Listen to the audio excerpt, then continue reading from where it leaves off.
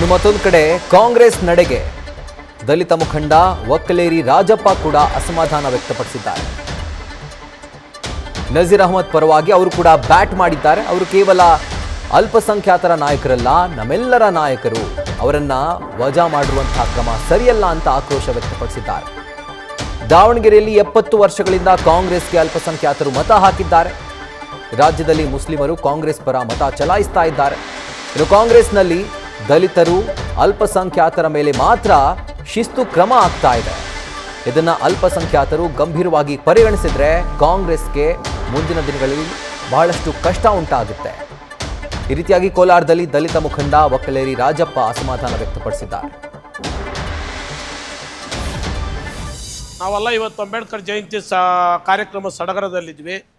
ಇದರ ಮಧ್ಯೆ ದಿಢೀರ್ನೆ ನಜೀರ್ ಅಹಮದ್ ಸಾಹೇಬರನ್ನ ಕಾಂಗ್ರೆಸ್ ಪಕ್ಷದ ಏನು ಸರ್ಕಾರದ ರಾಜಕೀಯ ಕಾರ್ಯದರ್ಶಿಯಾಗಿ ಮಾಡಿದ್ರು ಅದನ್ನು ವಜಾ ಮಾಡಿದ್ದೀರಿ ಅಂತ ಸುದ್ದಿ ಬರುತ್ತೆ. ನೆನ್ನೆ ಮೊನ್ನೆಲ್ಲ ಸುದ್ದಿ ಬರ್ತಾ ಇದ್ದಾಗ ನಾವು ನಜೀರ್ ಅಹಮದನ್ನು ವಜಾ ಮಾಡೋಕ್ಕಾಗ್ತದ, ರಾಜೀನಾಮೆ ಕೊಡ್ತಾರ, ಏನಿದು, ಯಾಕಪ್ಪ ಇದಕ್ಕೆ ಸಾಧ್ಯ ಇಲ್ಲ, ಇದು ಏನೋ ಮಾಧ್ಯಮಗಳು ಮಾತಾಡ್ತಾ ಇದ್ದಾವೆ ಅಂತ ನಾವು ಮೌನವಾಗಿದ್ವಿ. ಸೊ ಇವತ್ತು ಅಧಿಕೃತವಾಗಿ ಅವರು ವಜಾ ಮಾಡಿರೋ ಒಂದು ಆದೇಶದ ಪ್ರತಿ ನೋಡಿದ ಮೇಲೆ ನಮಗೆ ನಿಜವಾಗೂ ಅರ್ಟಾಗಿದೆ, ನೋವಾಗಿದೆ. ಏನಿವತ್ತು ಕಾಂಗ್ರೆಸ್ ಪಕ್ಷ ಮಾತೆತ್ತಿದ್ರೆ ನಾವು ಅಹಿಂದ ಶೋಷಿತ ಸಮುದಾಯಗಳ ಪರವಾಗಿ, ಹಿಂದುಳಿದವ್ರ ಪರವಾಗಿ, ಅಲ್ಪಸಂಖ್ಯಾತರ ಪರವಾಗಿ, ದಲಿತರ ಪರವಾಗಿ ಅಂತ ಇವತ್ತು ಕಾಂಗ್ರೆಸ್ ಪಕ್ಷ ಇವತ್ತು ಅಧಿಕಾರಕ್ಕೆ ಬಂದಿದೆ. ಇವತ್ತು ಅಧಿಕಾರಕ್ಕೆ ಬಂದ ಮೇಲೆ ಇವತ್ತು ಏನು ನಡೀತಾ ಇದೆ ಅನ್ನೋದು ನಿಜವಾಗೂ ನಾವೆಲ್ಲ ನೋಡಬೇಕಾಗಿದೆ. ಯಾರನ್ನು ಇವತ್ತು ಆಕ್ಷನ್ ತಗೊತಾ ಇದ್ದಾರೆ, ಏನು ಸಬ್ಜೆಕ್ಟು? ದಾವಣಗೆರೆ ಎಲೆಕ್ಷನ್ನು ಯಾರಿದ್ದರು? ಶಾವನೂರು ಶಿವಶಂಕರಪ್ಪನವ್ರು ಇದ್ದರು, ಲಿಂಗಾಯತ್ ಸಮಾಜದವರು, ಅವ್ರು ತೀರೋಗಿದ್ದಾರೆ. ಆ ಸ್ಥಾನ ಖಾಲಿ ಆಗಿದೆ. ಖಾಲಿ ಆದಮೇಲೆ ಅವ್ರ ಕುಟುಂಬದಲ್ಲಿ ಅವ್ರ ಮಗ ಮಲ್ಲಿಕಾರ್ಜುನ್ ಮಂತ್ರಿ ಇದ್ದಾರೆ. ಏನು ಕಾಂಗ್ರೆಸ್ ಸರ್ಕಾರ ಇವತ್ತಿದೆ ಅದರಲ್ಲಿ ಒಬ್ಬ ಪ್ರಬಲ ಮಂತ್ರಿ ಇದ್ದಾರೆ, ಮತ್ತು ಅವ್ರ ಪತ್ನಿ ಪಾರ್ಲಿಮೆಂಟ್ ಮೆಂಬರ್ ಇದ್ದಾರೆ. ಅವರು 70,000 ಓಟು, ನೀವು ಕಾಂಗ್ರೆಸ್ ಪಕ್ಷಕ್ಕೆ 60-70 ವರ್ಷದಿಂದ ದಾವಣಗೆರೆ ಕ್ಷೇತ್ರದಲ್ಲಿ ಓಟ್ ಹಾಕ್ತಾರಂತ ಮುಸಲ್ಮಾನರು ಸೀಟ್ ಕೇಳಿದರೆ ಯಾಕೆ ಕೊಡಬಾರ್ದಾಗಿತ್ತು? ನೀವು ಎಷ್ಟು ಲಕ್ಷ ಇದ್ದಾರೆ ಈ ರಾಜ್ಯದಲ್ಲಿ ಮುಸಲ್ಮಾನರು? ಅಲ್ಪಸಂಖ್ಯಾತರು ಎಷ್ಟು ಲಕ್ಷ ಇದ್ದಾರೆ? ಕಾಂಗ್ರೆಸ್ ಪಕ್ಷ ಎಷ್ಟು ಸೀಟ್ ಕೊಟ್ಟಿದ್ದೀರಾ? ಇವತ್ತು ಅವರಲ್ಲಿ ಸೀಟ್ಗೆ ಇಷ್ಟು ದಿವಸ ಕೇಳಲಿಲ್ಲ ಅವರು, ಯಾಕಂದರೆ ಹಿರಿಯ ನಾಯಕರಿದ್ದರು, ಅವ್ರು ಹಾಕಿಲ್ಲ. ಲಿಂಗಾಯತರಿಗೆ, ಹಿಂದೂಗಳಿಗೆ ಅವ್ರು ಹಾಕಿಲ್ಲ ಓಟು. ಇವತ್ತು ನೀವು ಅವ್ರಿಗೆ ಕೊಡಿಲ್ಲ. ಯಾಕೆ? ಅಲ್ಪಸಂಖ್ಯಾತರಿಗೆ ಕೊಡಿಲ್ಲ. ಅವ್ರಿಗೆ ಕೊಟ್ಟರೆ ಅವ್ರಿಗೆ ಹಾಕ್ಬೇಕು ಓಟು. ನಜೀರ್ ಅಹಮದನ್ನು ವಜಾ ಮಾಡ್ತಿರಲ್ಲ, ನಜೀರ್ ಅಹಮದ್ ಯಾವ ಸಮುದಾಯದ ನಾಯಕರು? ಅಲ್ಪಸಂಖ್ಯಾತರಿಗೆ ಓಟ್ ಹಾಕ್ಸೋವಾಗ ನಜೀರ್ ಅಹಮದ್ ಕಾಂಗ್ರೆಸ್ ಕೊಡುಗೆ ಇಲ್ಲ ಅಲ್ಲ ರೀ. ಕಾಂಗ್ರೆಸ್ ಪಕ್ಷಕ್ಕೆ ಓಟ್ ಅಲ್ಪಸಂಖ್ಯಾತರು ಹಾಕ್ಬೇಕಾದ್ರೆ ನಜೀರ್ ಅಹಮದ್ ಕೊಡುಗೆ ಇಲ್ಲ. ಇಷ್ಟು ವರ್ಷ ಈಗ ಕೋಲಾರಲ್ಲಿ ನಜೀರ್ ಅಹಮದ್ ಇಲ್ಲದೆ ಕಾಂಗ್ರೆಸ್ ಗೆದ್ದಿದೆಯಾ? ಹೋಗ್ಲಿ ಮುಂದೆ ನಜೀರ್ ಅಹಮದ್ ಅಲ್ಪಸಂಖ್ಯಾತರಿಲ್ಲದೆ ಕಾಂಗ್ರೆಸ್ ಗೆಲ್ಲುತ್ತಾ?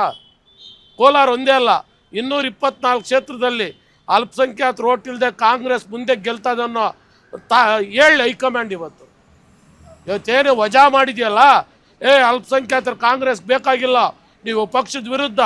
ಯಾರ್ರೀ ಪಕ್ಷದ ವಿರುದ್ಧ ನಡ್ಕೊಂಡಿರೋದು? ದಲಿತರು ಅಲ್ಪಸಂಖ್ಯಾತರು ಇವರೇನಾ?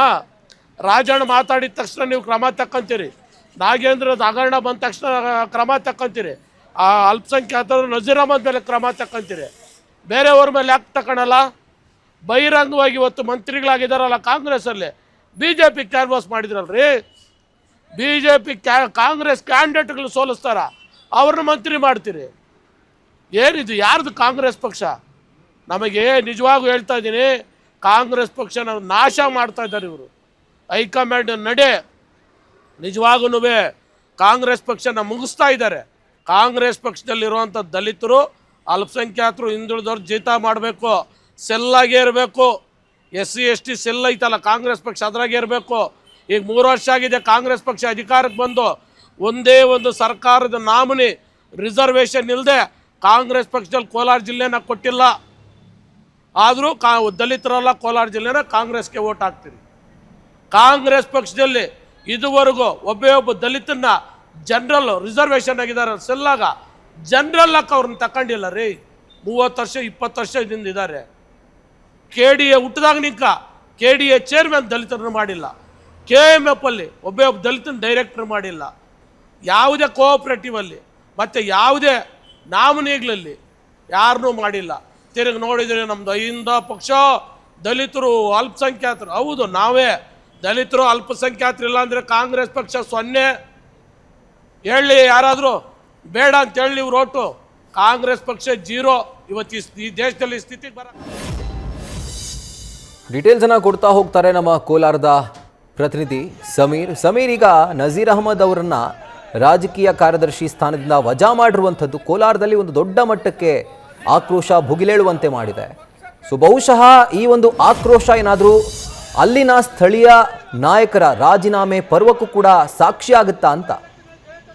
ಹೌದು ರಾಹುಲ್, ಏನಂತ ಹೇಳಿದ್ರೆ ರಾಜ್ಯ ವಿಧಾನಸಭೆಗೆ ದಾವಣಗೆರೆಯ ಉಪಚುನಾವಣೆ ಏನ್ ನಡೀತು, ಆ ಉಪಚುನಾವಣೆಯ ಪ್ರಚಾರ ಸಂದರ್ಭದಲ್ಲಿ ಸಮರ್ಪಕವಾಗಿ ಕಾರ್ಯನಿರ್ವಹಿಸಿಲ್ಲ ಅನ್ನೋಂತ ಕಾರಣ ಹೇಳಿ ಕಾಂಗ್ರೆಸ್ ಹೈಕಮಾಂಡ್ ಏನಿದೆ, ಕಾಂಗ್ರೆಸ್ ಮುಖಂಡ ಅಂದ್ರೆ ಮುಖ್ಯಮಂತ್ರಿಗಳ ರಾಜಕೀಯ ಕಾರ್ಯದರ್ಶಿ ಆಗಿರುವಂತ ನಸೀರ್ ಅಹಮದ್ ರವರನ್ನ ವಜಾ ಮಾಡಿದೆ ಅಂತ ಹೇಳಿ ಈಗ ಏನ್ ವಿಚಾರ ಇದೆ, ಆ ಕುರಿತಂತೆ ಸಹಜವಾಗಿ ಕೋಲಾರದಲ್ಲಿ ಈ ಒಂದು ಕಾಂಗ್ರೆಸ್ ಮುಖಂಡರ ಆಕ್ರೋಶ ಭುಗಿಲೆದ್ದಿದೆ. ಯಾಕಂತ ಹೇಳಿದ್ರೆ ಕಳೆದ ಹಲವಾರು ವರ್ಷಗಳಿಂದ ನಸೀರ್ ಅಹಮದ್ ರವರು ಇಲ್ಲಿಯ ಕಾಂಗ್ರೆಸ್ ಸಂಘಟನೆಯಲ್ಲಿ ತೊಡಗಿಸಿಕೊಂಡಿದ್ದಾರೆ. ಜೊತೆಗೆ ಜಿಲ್ಲೆಯಾದ್ಯಂತ ಅವರು ತಮ್ಮದೇ ಆದ ರೀತಿಯಲ್ಲಿ ಒಂದು ಕಾಂಗ್ರೆಸ್ಗೆ ತಮ್ಮ ಸೇವೆಯನ್ನು ಮಾಡ್ಕೊಂಡು ಬಂದಿರುವಂತ ಒಂದು ನಾಯಕರಾಗಿ ಬೆಳೆದಿದ್ದಾರೆ. ಮೂಲತಃ KGFನವರಾದ್ರೂ ಕೂಡ ಕೋಲಾರ ಜಿಲ್ಲಾ ಕೇಂದ್ರದಲ್ಲಿ ಅವರು ತಮ್ಮ ಕಾರ್ಯಸ್ಥಾನವನ್ನು ಮಾಡ್ಕೊಂಡು ಈ ಹಿಂದೆ ಕೋಲಾರ ವಿಧಾನಸಭೆ ಚುನಾವಣೆಗೂ ಕೂಡ ಸ್ಪರ್ಧಿಸಿದ್ರು.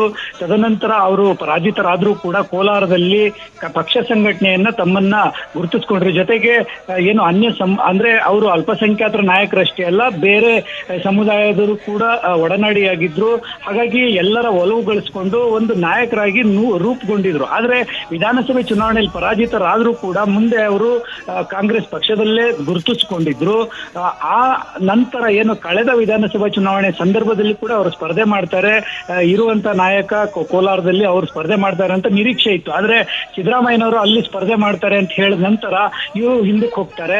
ತದನಂತರ ಸಿದ್ದರಾಮಯ್ಯನವರ ಮುಖ್ಯಮಂತ್ರಿ ಆದ ನಂತರ ಅವರಿಗೊಂದು ಜಿಲ್ಲೆಗೆ ಅಲ್ಪಸಂಖ್ಯಾತರ ನಾಯಕರಿಗೆ ಒಂದು ಅಧಿಕಾರ ಕೊಡಬೇಕು ಅಂತ ಹೇಳಿ ಕೂಗಿತ್ತು, ಬೇಡಿಕೆ ಇತ್ತು. ಆ ಹಿನ್ನೆಲೆಯಲ್ಲಿ ನಸೀರ್ ಅಹಮದ್ ರವರನ್ನ ಮುಖ್ಯಮಂತ್ರಿಯವರ ರಾಜಕೀಯ ಕಾರ್ಯದರ್ಶಿ ಅಂತ ಸ್ಥಾನ ಕೊಟ್ಟು ಒಂದು ಗೌರವವನ್ನ ಕೊಡಲಾಗಿತ್ತು. ಆದ್ರೆ ಈಗ ಏಕಾಏಕಿ ಈ ಒಂದು ದಾವಣಗೆರೆ ಉಪಚುನಾವಣೆಯಲ್ಲಿ ಈ ಒಂದು ಅವರು ಸಮರ್ಪಕವಾಗಿ ಕಾರ್ಯನಿರ್ವಹಿಸಲು ಅಂತ ಕಾರಣ ನೀಡಿ ಒಂದು ಹೈಕಮಾಂಡ್ ಈ ಕ್ರಮವನ್ನ ಕೋಲಾರದಲ್ಲಿ ಸಹಜವಾಗಿ ಇಲ್ಲಿಯ ಕಾಂಗ್ರೆಸ್ ಮುಖಂಡರು ಜೊತೆಗೆ ಕಾರ್ಯಕರ್ತರಿದ್ದಾರೆ, ಅವರು ತೀವ್ರವಾಗಿ ಅಸಮಾಧಾನ ಹೊರಹಾಕಿದ್ದಾರೆ. ಈ ಹಿಂದೆ ಕಳೆದ 2 ದಿನಗಳಿಂದಲೂ ಅವರು ಬೆಂಗಳೂರಿನ ನಿವಾಸದಲ್ಲಿ ಕಾಂಗ್ರೆಸ್ ಕಾರ್ಯಕರ್ತರು ಮುಖಂಡರು ಬೀಡ್ಬಿಟ್ಟಿದ್ದಾರೆ. ಜೊತೆಗೆ ಕೋಲಾರ ಕಾಂಗ್ರೆಸ್ ಕಚೇರಿ ಏನಿದೆ ಅಲ್ಲೂ ಕೂಡ ಪ್ರತಿಭಟನೆಯನ್ನ ವ್ಯಕ್ತಪಡಿಸಿದ್ದಾರೆ. ಈ ಒಂದು ಅಸಮಾಧಾನಕ್ಕೆ ಮುಂದೆ ಯಾವ ರೀತಿ ತಲೆದಂಡ ಆಗ್ಬಹುದು ಅಂತ ಹೇಳಿ ಕಾದ್ ನೋಡ್ಬೇಕಾಗಿದೆ Rahul. Right Sameer, thank you ಡೀಟೇಲ್ಸ್ಗೆ.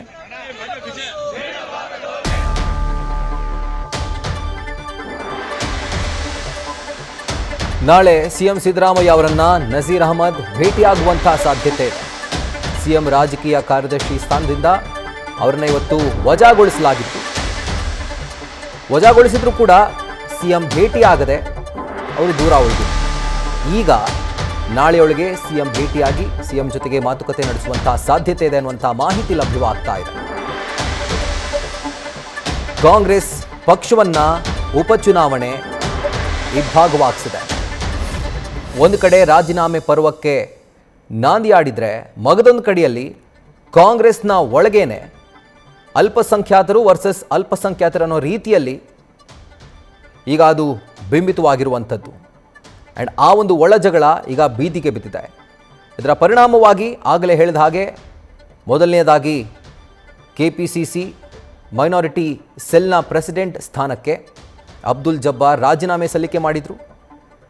ಈಗ ನಸೀರ್ ಅಹಮದ್ ಅವರು ಕೂಡ ರಾಜೀನಾಮೆ ಸಲ್ಲಿಸ್ತಾರೆ ಅನ್ನುವಂಥ ಮಾಹಿತಿ ಇತ್ತು. ಆದರೆ ಯಾವಾಗ ಇವರು ಸಲ್ಲಿಸಲಿಲ್ವೋ ಹೈಕಮಾಂಡ್ನ ಒತ್ತಡಕ್ಕೆ ಮಣಿದು ರಾಜ್ಯ ಸರ್ಕಾರ ಸಿಎಂ ರಾಜಕೀಯ ಕಾರ್ಯದರ್ಶಿ ಸ್ಥಾನದಿಂದ ಅವರನ್ನು ವಜಾ ಮಾಡಿತ್ತು. ಸೊ ಇವತ್ತು ಅವರು ವಜಾ ಆಗಿದ್ದರು, ಆದರೆ ಇನ್ನೂ ಕೂಡ ಸಿಎಂ ಸಿದ್ದರಾಮಯ್ಯ ಅವರನ್ನು ಭೇಟಿಯಾಗಿಲ್ಲ. ಆದರೆ ನಾಳೆ ಸಿಎಂ ಸಿದ್ದರಾಮಯ್ಯ ಅವರನ್ನು ಭೇಟಿಯಾಗಿ ಮಾತುಕತೆ ನಡೆಸುವಂಥ ಸಾಧ್ಯತೆ ಇದೆ. ಸೊ ಇದಕ್ಕೆ ಸಂಬಂಧಪಟ್ಟಂತೆ ಕಾಂಗ್ರೆಸ್ನ ಉನ್ನತ ಮೂಲಗಳಿಂದ ನ್ಯೂಸ್ ಫಸ್ಟ್ಗೆ ಮಾಹಿತಿ ಲಭ್ಯವಾಗಿರುವಂಥದ್ದು. ನಾಳೆ ಸಿಎಂ ಸಿದ್ದರಾಮಯ್ಯ ಅವರನ್ನು ಭೇಟಿಯಾಗಿ ಯಾಕಾಗಿ ಈ ಕ್ರಮ ಅನ್ನೋದರ ಕುರಿತಾಗಿ ಮುಖ್ಯವಾಗಿ ಚರ್ಚೆ ನಡೆಸುವಂಥ ಸಾಧ್ಯತೆ ಇದೆ. ಮತ್ತೊಂದು ಆ್ಯಂಗಲ್ನಿಂದ ನೋಡೋ ಹಾಗಿದ್ರೆ ಇದು CM ವರ್ಸಸ್ DCM ಬಣ ಅನ್ನೋ ರೀತಿಯಲ್ಲಿ ಬಿಂಬಿತವಾಗ್ತಾ ಇದೆ. ಸೊ ಇದರ ಕುರಿತಾಗೂ ಕೂಡ ಅವರು ಕ್ಲಾರಿಟಿ ಪಡೆಯುವಂಥ ಸಾಧ್ಯತೆ ಇದೆ. ನ್ಯೂಸ್ ಫಸ್ಟ್ ನಿರ್ಭೀತಿಯಿಂದ ನಿಮ್ಮ ಪರವಾಗಿ.